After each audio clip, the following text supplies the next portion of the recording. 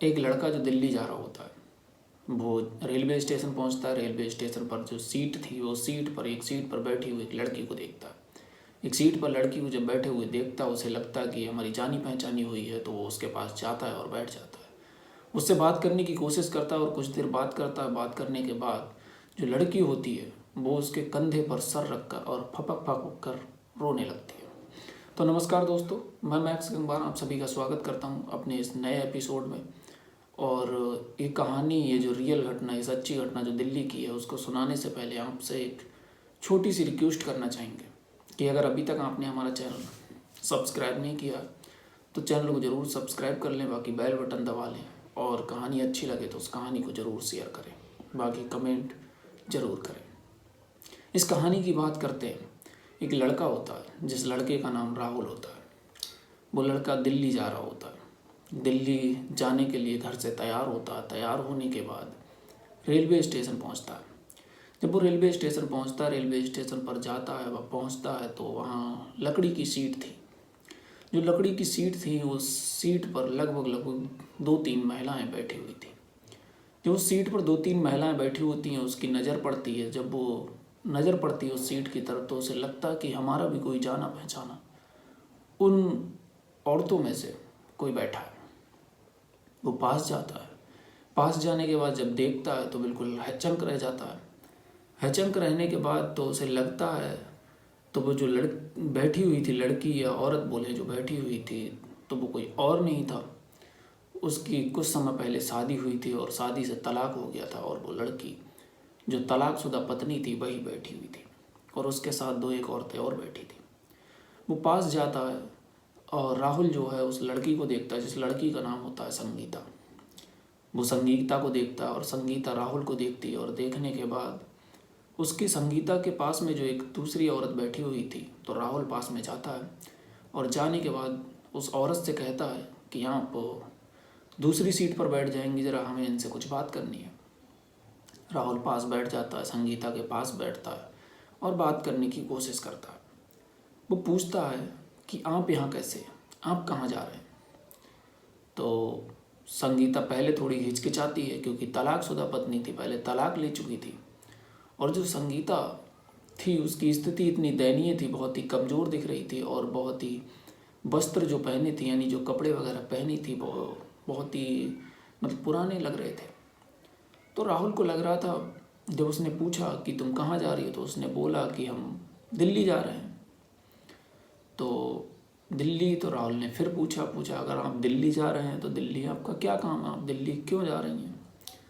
तो संगीता कहती है कि वहाँ हमारे पिताजी हैं जो भर्ती हैं वहाँ, और हमारा भाई वहीं रहता है, और वहाँ उनका इलाज हो रहा है और हम उन्हें देखने जा रहे हैं। राहुल कहता है ठीक है। तो राहुल कहता है आपकी इतनी दयनीय स्थिति, आप ऐसे कपड़े पहने, आप इतनी फैंसी टाइप थी और अच्छे से रहती थी, आज ऐसी स्थिति कैसे।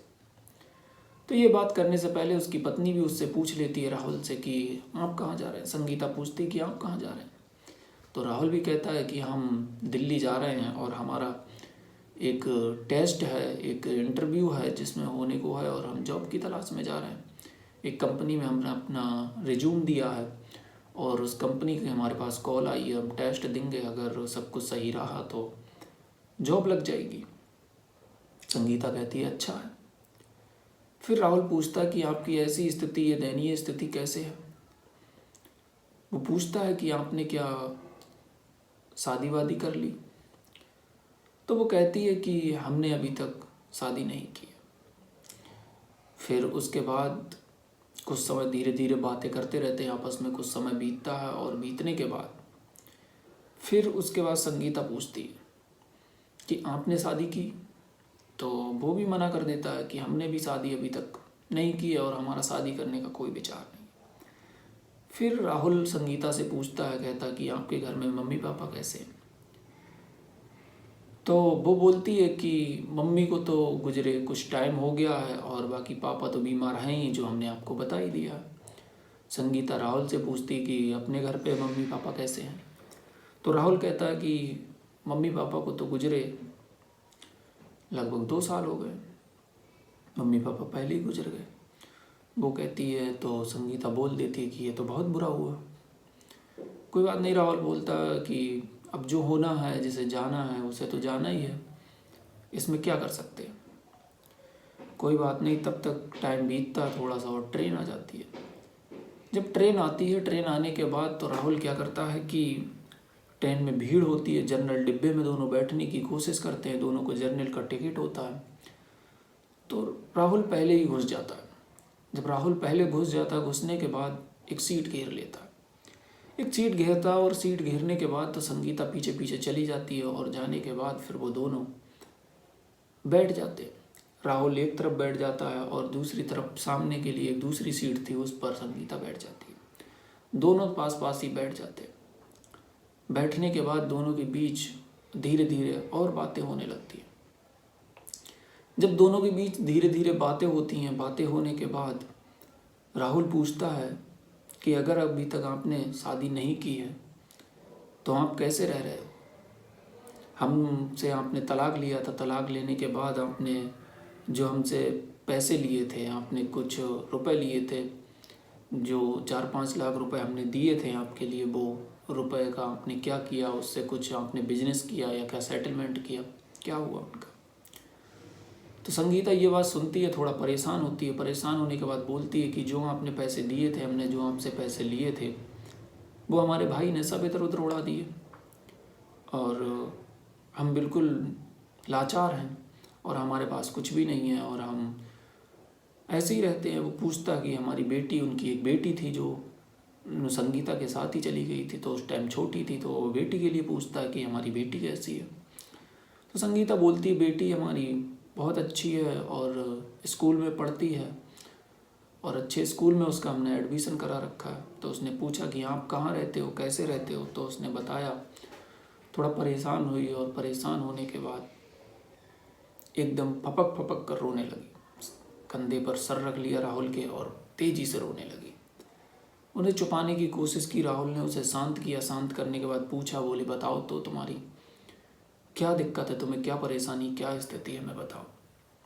तो फिर वो बताती है कि अब हमने दूसरे के घरों में काम करना शुरू कर दिया है, और घर वाले कोई सहायता नहीं देते, ना ही पास रखते हैं, किसी की कोई हेल्प नहीं है हमारे लिए, तो हम अलग रहते हैं, किराए के मकान में रहते हैं, और दूसरे के घरों में काम करके हमें कुछ पैसे मिल जाते हैं, जिससे हम अपना खर्चा चलाते हैं और बेटी की पढ़ाई करवाते हैं।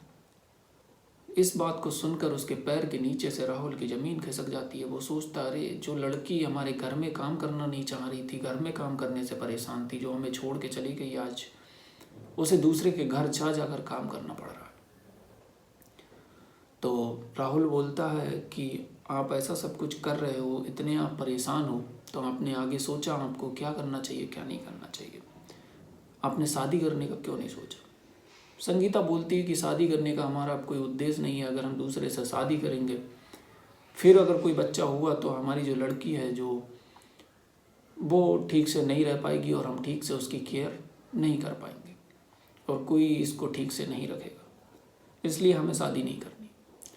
तो राहुल इस बात को सुनने के बाद सोचता है कि क्यों ना, अगर ये परेशान, ये बिल्कुल लाचार है, तो इससे शादी कर ली जाए। अपने मन में ही सोचता है कि दोबारा, क्योंकि पत्नी तो आखिर हमारी ही है, जब दोबारा शादी भी नहीं की है कहीं, और दोबारा आराम से रह रही है, अच्छे से रह रही, तो क्यों ना, अगर ये मानेगी तो दोबारा शादी कर ली जाएगी। धीरे धीरे दोनों में बातें होती रहती हैं, दोनों अच्छे से क्लोज होते जाते हैं, दोनों की बातें एक दूसरे को बहुत पसंद आती हैं। राहुल बोलता है कि पहले आप जिस वजह से हमें छोड़ के गई थी, कि हम शराब पीते थे, हम थोड़ा आपको डांट पीट देते थे, तो वो सारी वजह हमने शराब भी पीना छोड़ दिया है। अब सारा कुछ, और अच्छे से इंटरव्यू देने जा रहे हैं, टेस्ट देने जा रहे हैं, अगर पास हो गए तो नौकरी भी अच्छी खासी लग जाएगी, और अच्छे से काम भी करेंगे।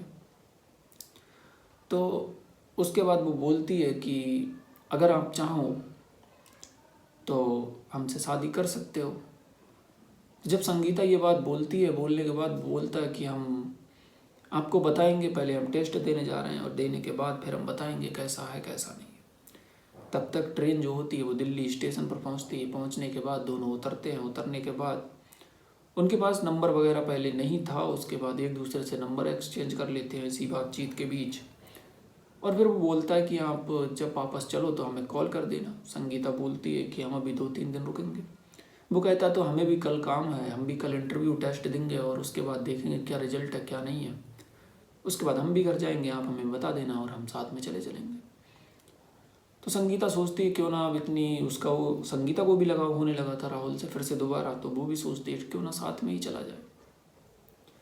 सोचती वो कहती है ठीक है चले जाएंगे। दोनों अपने अपने ऑटो पकड़ते हैं, वो अपनी कंपनी की तरफ चला जाता है और वो अपने पिताजी के पास चली जाती है। दोनों चले जाते हैं, अपनी अपनी जगह पहुंचते हैं। शाम को फिर उनकी थोड़ी बहुत बातचीत होती है। फ़ोन पे बातचीत होने के बाद वो पिता के हालचाल पूछता, वो बता देती कि हाँ पिता ठीक है। पूछता है कब चलोगे, तो वो बताती है अगले दिन को जाने को बोलती है। तो वो कहता ठीक है हमारा भी कल काम हो जाएगा और आराम से चलेंगे। दोनों वो अपने पिता को देखती है, वो इंटरव्यू देता है, टेस्ट देता है, उसमें पास होता है। उसमें कंपनी वाले बोल देते हैं कि आपको 1 महीने के बाद आना है और आपकी जो जॉब है वो मैनेजर के पोस्ट पर लग जाती है। लड़की की जॉब जब मैनेजर के पोस्ट पर लगती है, वो मैसेज कर देता है संगीता को कि हमारी जो जॉब है वो लग गई है मैनेजर के पोस्ट पर। उसके बाद जब मैनेजर के पोस्ट पर उनकी जॉब लगती है, वो अच्छे से आते हैं, बस से जाते हैं और संगीता से बातचीत होती है। वो दोनों की आपस में बातचीत होती है। वो लड़की कहती है कि हम आपके साथ ही चलेंगे। जब वो ये बात बोलती है तो वो सोचता है कि क्यों ना हमें इसके साथ ही लेके जाया जाए। फिर वो दोनों आपस में आते हैं, बस से जाते हैं। जब घर की तरफ जा रहे होते हैं तो उनसे बोलता है राहुल बोलता कि आप तो हमारे साथ चलना चाहेंगी। तो संगीता बोलती है हाँ हम आपके साथ चलना चाहेंगे, पर छोटी सी रिक्वेस्ट है कि हमारी बेटी जो है वो इतने टाइम स्कूल में होगी, कॉलेज में मतलब स्कूल पढ़ने गई होगी, हमें और उसके लिए लाना है। लाने के बाद हम दोनों आपके साथ घर चलेंगे। राहुल कहता ठीक है। तो राहुल क्या करता है कि वहाँ पहुँचने के बाद एक गाड़ी की व्यवस्था करता है। व्यवस्था करने के बाद दोनों साथ में जाते हैं। जाने के बाद लड़की को लेते हैं, बेटी को लेते हैं साथ में। लेने के बाद और अच्छे से फिर दोनों वो घर चले जाते हैं और फिर अच्छे से दोनों रहने लगते हैं। तो हमारा इस कहानी का सुनाने का सिर्फ इतना सा ही उद्देश्य था कि आजकल जो परिवार टूट रहे हैं वो ना टूटे और रिलेशन जो है वो अच्छे से रहें। बाकी किसी की भावनाओं को या ठेस पहुंचाने का हमारा कोई मतलब या कोई उद्देश्य नहीं है। तो आपको इस कहानी से क्या सीख मिली, बाकी कमेंट सेक्शन में ज़रूर बताएं आपको कहानी कैसी लगी, और कहानी को शेयर करना ना भूलें जिससे कि और लोगों तक ये सारी चीज़ें पहुँचें। और इसी से हम आपसे दोबारा रिक्वेस्ट है, चैनल को नहीं सब्सक्राइब किया तो ज़रूर सब्सक्राइब कर लें। बाकी एक कमेंट ज़रूर करें जिससे हमारा हौसला और भी बढ़े और आपको एक नई रोचक कहानियाँ हम आपके बीच शेयर करते रहें। तब तक के लिए नमस्कार, धन्यवाद, थैंक यू।